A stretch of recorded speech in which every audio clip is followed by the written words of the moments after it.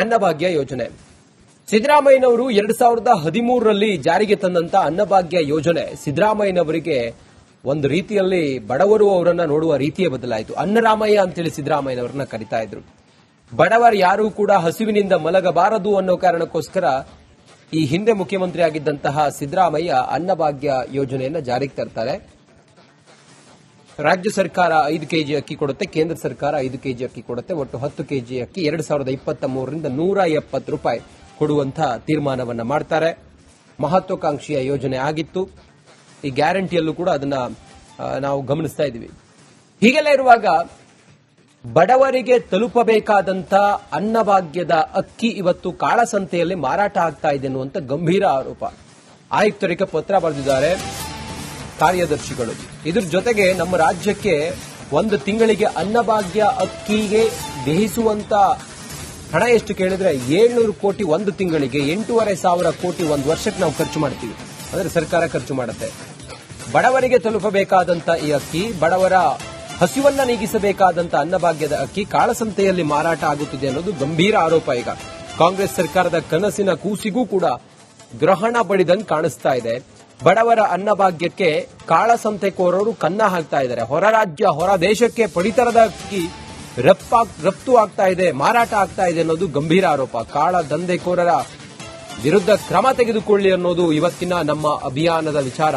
ಆಹಾರ ಇಲಾಖೆ ಆಯುಕ್ತರಿಗೆ ಕಾರ್ಯದರ್ಶಿಯೇ ಪತ್ರ ಬರೆದಿದ್ದಾರೆ.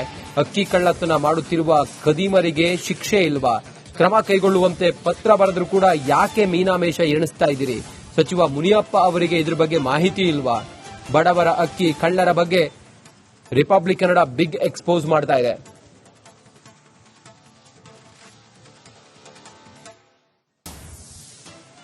ಹಸಿವು ಮುಕ್ತ ಕರ್ನಾಟಕ ಆಗಬೇಕು ಅನ್ನುವಂತಹ ನಿಟ್ಟಿನಲ್ಲಿ ಬಂದಂತ ಯೋಜನೆ ಇದು. ಆದ್ರೆ ಈ ಯೋಜನೆ ಹಳ್ಳ ಹಿಡಿತಾ ಇದೆ ಅನ್ನುವಂತ ಒಂದಷ್ಟು ಸೂಚನೆಗಳಿತ್ತು. ಆ ನಂತರ ಅದಕ್ಕೆ ಸಾಕ್ಷಿ ಅನ್ನುವಂತೆ ಅನೇಕ ಕಡೆಗಳಲ್ಲಿ ಈ ರೀತಿ ಎಲ್ಲೆಲ್ಲಿ ಕಾಳಸಂತೆಯಲ್ಲಿ ಮಾರಾಟ ಆಗ್ತಾ ಇತ್ತೋ, ದಾಸ್ತಾನು ಮಾಡಿಕೊಂಡಿದ್ರು ಅಕ್ರಮ, ಆ ಎಲ್ಲಾ ವಿವರಗಳನ್ನ ಕೂಡ ಕೊಟ್ಟ ನಂತರದಲ್ಲೂ ಕೂಡ ಕ್ರಮ ಆಗಿಲ್ಲ. ಯಾಕೆ? ಸಚಿವರಾಗಿರಬಹುದು, ಆಹಾರ ಇಲಾಖೆ ಆಗಿರಬಹುದು, ಕ್ರಮ ಕೈಗೊಂಡಿಲ್ಲ ಯಾಕೆ ಅನ್ನುವಂತ ಪ್ರಶ್ನೆ, ಅನುಮಾನ ಇಲ್ಲಿ ಮೂಡ್ತಾ ಇದೆ.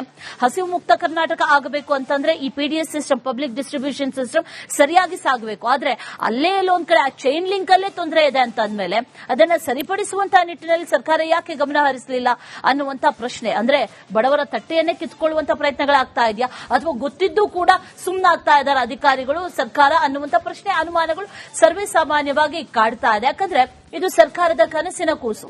ರಾಜ್ಯದಲ್ಲಿ ಬಡವರು ಹಸಿವಿನಿಂದ ಇರಬಾರದು ಅನ್ನುವಂಥ ನಿಟ್ಟಿನಲ್ಲಿ ಜಾರಿಗೆ ಬಂದಂತ ಯೋಜನೆ ಇದು. ಇದರ ಹಿಂದೆ ಅಂದ್ರೆ ಈ ಹಿಂದೆ ಅನೇಕ ಬಾರಿ ಇಂಥದ್ದೇ ವರದಿಗಳು ಬಂದಿದ್ವು. ಕಾಳಸಂತೆಯಲ್ಲಿ ಅಕ್ಕಿ ಸಿಕ್ತಂತೆ, ಮಾರಾಟ ಆಗುವಂತಹ ದಾಸ್ತಾನನ್ನ ವಶಪಡಿಸಿಕೊಂಡ್ರಂತೆ, ಇಂಥ ಹಲವು ಸುದ್ದಿಗಳನ್ನ ನಾವೇ ಪ್ರಸಾರ ಕೂಡ ಮಾಡಿದ್ವಿ. ಅಷ್ಟೇ ಅಲ್ಲ, ಈ ಆಯುಕ್ತರಿಗೆ ವರದಿ ಏನು, ಆಯುಕ್ತರಿಗೆ ಪತ್ರವನ್ನ ಏನ್ ಬರೆದ್ರಲ್ವಾ ಈ ಕಾರ್ಯದರ್ಶಿಗಳು, ಅದರಲ್ಲೂ ಕೂಡ ಆ ಪತ್ರದಲ್ಲಿ ಏನೇನಿದೆ ಅನ್ನುವಂಥ ಪಿನ್ ಟು ಪಿನ್ ಮಾಹಿತಿಯನ್ನ ಕೂಡ ರಿಪಬ್ಲಿಕ್ ಕನ್ನಡ ಪ್ರಸಾರ ಮಾಡಿತ್ತು. ಆ ವರದಿಯನ್ನ ಯಾರ್ಯಾರ ಅಡ್ರೆಸ್, ವಿತ್ ಅಡ್ರೆಸ್, ಎಲ್ಲೆಲ್ಲಿ ಅಕ್ರಮವಾಗಿ ದಾಸ್ತಾನು ಮಾಡಿಕೊಂಡಿದ್ದಾರೆ ಅನ್ನುವಂಥ ವಿಚಾರ.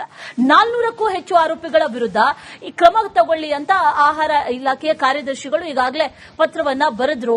ಪತ್ರದಲ್ಲಿ ಇಷ್ಟೆಲ್ಲಾ ವಿಚಾರಗಳಿದ್ರೂ ಕೂಡ ಆಯುಕ್ತರು ಕ್ರಮ ತಗೊಳ್ಬೇಕಾಗಿತ್ತು, ಇಲಾಖೆ ಕ್ರಮ ತಗೊಳ್ಬೇಕಾಗಿತ್ತು. ಆದ್ರೆ ಆ ರೀತಿ ಆಗಿಲ್ಲ ಅನ್ನುವಂಥ ವಿಚಾರ. ಯಾಕಾಗಿಲ್ಲ ಅನ್ನುವಂಥ ಪ್ರಶ್ನೆ, ಎಲ್ಲದಕ್ಕೂ ಸಂಬಂಧಪಟ್ಟಂತೆ ಒಂದು ಡೀಟೇಲ್ಡ್ ವರದಿ ಇದೆ, ನೋಡ್ಕೊಂಡ್ ಬನ್ನಿ.